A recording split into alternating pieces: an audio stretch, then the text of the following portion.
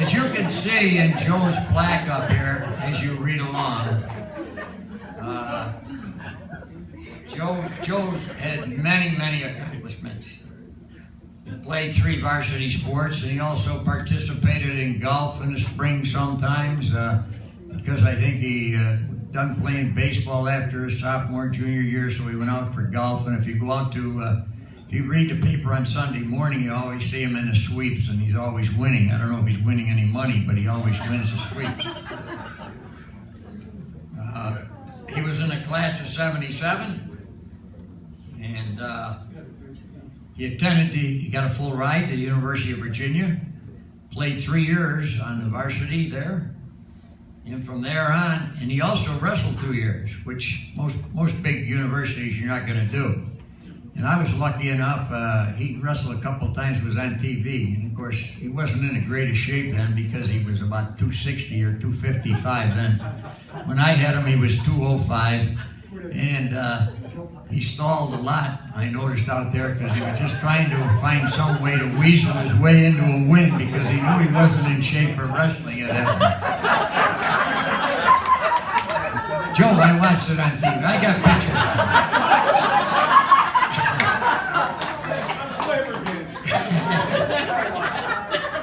But Joe, of course, played at many pro teams.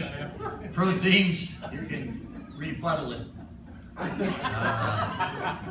As you can see up there, he played for the Bills, he played for the Cardinals, Binghamton, Birmingham. I think with the Birmingham, was that when we had Kelly? Houston. And Kelly was the quarterback at that time, and Joe was the center. And now, of course, he's trying to help young people out, as Chris did and Ronnie did. And he's teaching school at Marshall, and he's been there for 20 years, and he's coached just about every sport there. And I know he has a real fine feeling for young people, and he helps them out because he knows the needs of a lot of young children. I'd just like to say 2 things in closing before I turn it over to Joe. And you know, I know Mark mentioned the what secret or the it of how at least I feel as a coach, we achieved what we did here in East Rochester.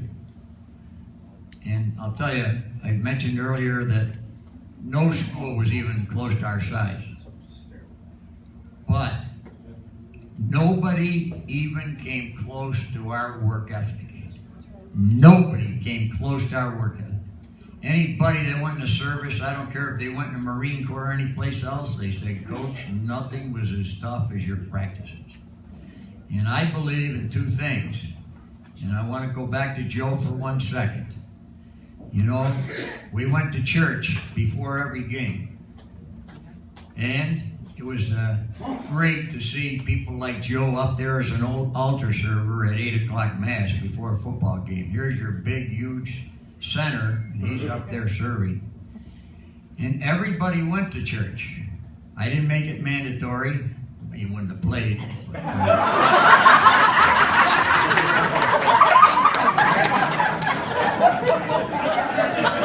I had somebody taking roll call. I don't know if they knew. But the two things that I tried to get across to young people, and I think teaching and coaching even more so than classroom teaching, is you have the gift of that children. They have so much respect for you. I mean, they'll do anything for you. They'll die for you, really. And so the work ethic that we gave them, and if you work hard, you're going to be successful. You can do anything if you're willing to work at it. Anything. I'll discuss that with anybody.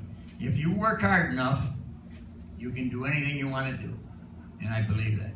And the second thing, which I didn't do a very good job, but I tried, and is that I took you to church, and when we went to church, they said, well, people said, what'd you go to church for? I said, well, we didn't go to pray to win.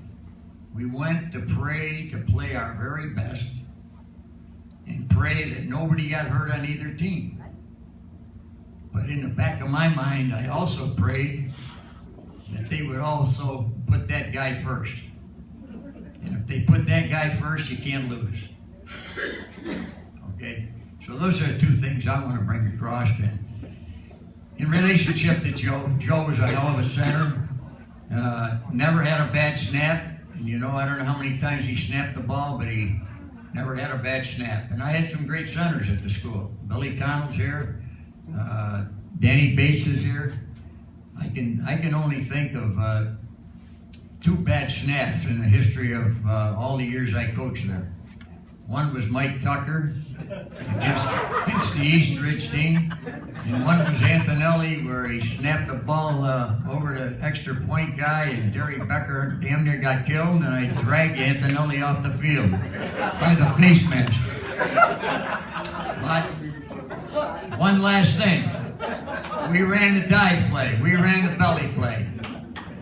And we ran it, and we ran it, and we ran it. And I don't care what defense they put up there, we're going to beat that other guy. We weren't going to make any mistakes. We didn't need all those fancy plays running all over and that. That was just for show. But Joe, I want to congratulate you on being nominated for the Wall of Fame.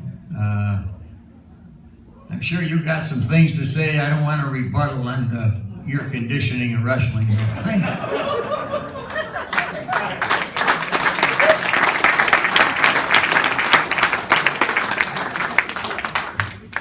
Before we congratulate Joe, look at Coach Quinn. Is this unbelievable right here? To hear Coach come out and give his sermons again and start every day you hear something new and it's unbelievable. You never know what we're going to get. The guy is a vintage classic. He takes care of himself. His body's a temple. He always says, well, I might not last. I go, Coach, Dad, you're gonna be a centurion. You're gonna live to be 100, and he is. He's a classic. We love him. Don Quinn, thanks, Don. Wow. That's a treat. It really is a treat. Okay, again, Joe, class of 2015. Congratulations. Welcome to the club, baby.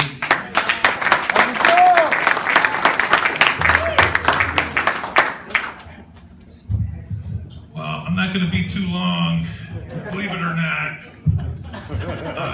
And the reason why is because I get up every day, I start cranking at sunlight, and I stop cranking when the sun goes down.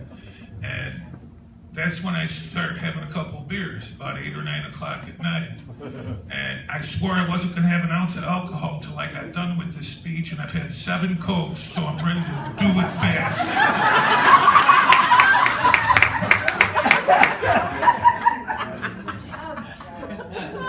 That's it. Leave that there for now. Okay, this is better. Thank you for all sticking around. Thank you to the committee. Congratulations to the other inductees. Wonderful class, wonderful people. Just like Mark said in the beginning, that's the reason why they're up here. And unbelievably great people. I'm glad to have known a lot of them a long time myself, Ron and Chris especially. Congratulations, Fuji and Ms. Raskatur. You know, here's another thing, believe it or not. I get nervous over one thing in this world, is giving speeches. And I'm not scared of anything. I'm practically fearless. I'm crazy. Everybody knows that. But I get really nervous over speeches. I've done 1,000 of them and proof positive. First year, University of Virginia, freshman, 500 miles away from home. Right out of the blocks, one of the first 5 classes I signed up for was Public Speaking 106. 12 people in the class, tiny room. First assignment, 5-minute speech. Got up there, the professor says, go. And I'm staring at the clock, and I said, hello, my name is Joe Bock. I'm from Rochester, New York. And I stared at that clock, stone cold frozen for the next 4 minutes and 56 seconds. And I said, thank you very much. And I sat down. True story, word for word. But coach's training for me of preparation has helped me overcome that anxiety a little bit. And true story.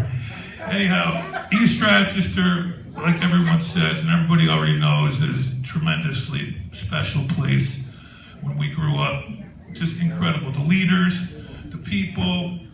I hope Ron didn't step out of the room. Ron, since I haven't had any alcohol yet, can you go 1 more hour when I'm done? That'd be great. I'll pay for it. All right. Anyhow, East Rochester was such a special place. Incredible. I'm so blessed to have been there. Produced doctors and lawyers. Not that lawyers are anything special. Just kidding, Dad and Katie. You're both lawyers, my sister and father. And I am one too, but not recognized by the New York State Bar. A different bar. East Rochester's produced generals in the Army and admirals in the Navy. Coach Quinn's own family has produced incredible leaders like Linda Quinn and all the ones out in Arizona, my buddies Mike and everybody. But the extended family of football and wrestling under Coach Quinn with the assistants, and I agree with Ron on Mr. Rucker and Mr. Morbido. Unbelievable. Even though Mr. Morbido, one time, in a quick true story, we're blocking the sled. You talk about drill sergeants and machines. We're blocking the sled. It was pitch black. I don't know what time it was. It was pitch black. And I got some in my hand. I go, what's this? I pull it out. It's a piece of glass this big, and my hand's all ripped, 3 inches open, bloody. And I go, Mr. Morbido, I need a break. Mr. Morbido, I need a break. He says, what's the matter? I held up the glass. I held up the hand bloody. He goes, rub some dirt in it. I said, what? I thought he was kidding. He wasn't kidding. Rub some dirt in it. I said, there's dirt already in it. I want to clean it out. Can I get a drink of water? No, get back in line. I'm not kidding you. So, East Rochester, the leaders, the people, the teachers, the coaches, phenomenal. And, also, like was said earlier, I hope Ron's back there. It's also produced extremely successful businessmen with giving, caring hearts like Ron. And I want to thank you, Ron, for putting this on tonight and everything you do. You're wonderful. I just started a foundation a year ago to benefit youth and education. And you're one of our biggest supporters, and I can't thank you enough, Ron. You're awesome. Please join me in a round of applause again for Ron.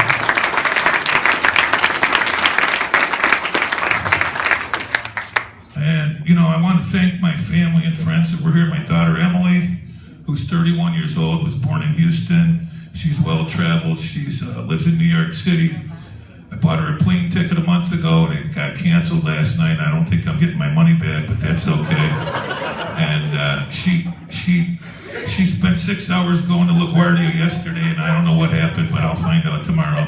She's all good. She's been happily married, extremely happily married for approximately 2 years, 3 months, and 9 days. And she has a wonderful husband named Ryan. You guys caught that approximately, okay. So, Joe, tell an initial. oh yeah, I'll get to the initials. But real quick, I got to start getting rid of some of these visuals because I got to hurry up. Unless you want to bring me a beer, that'd be fine too. But anyhow, Emily is vice president with a bank in New York City. The only thing I told both my daughters, they're 31 and 28. I said, you know what?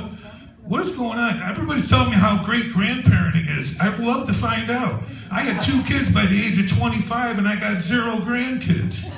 But anyhow, they're doing great. And Emily, I brought this in her honor. Very proud of her. Talk about hard work ethic, Coach. It was carried on. She traveled, volleyball, work, everything. In fact, you talk about baseball. When Emily and Caitlin were 10, 11, and 12, I was on the Pittsburgh Little League board of directors, believe it or not.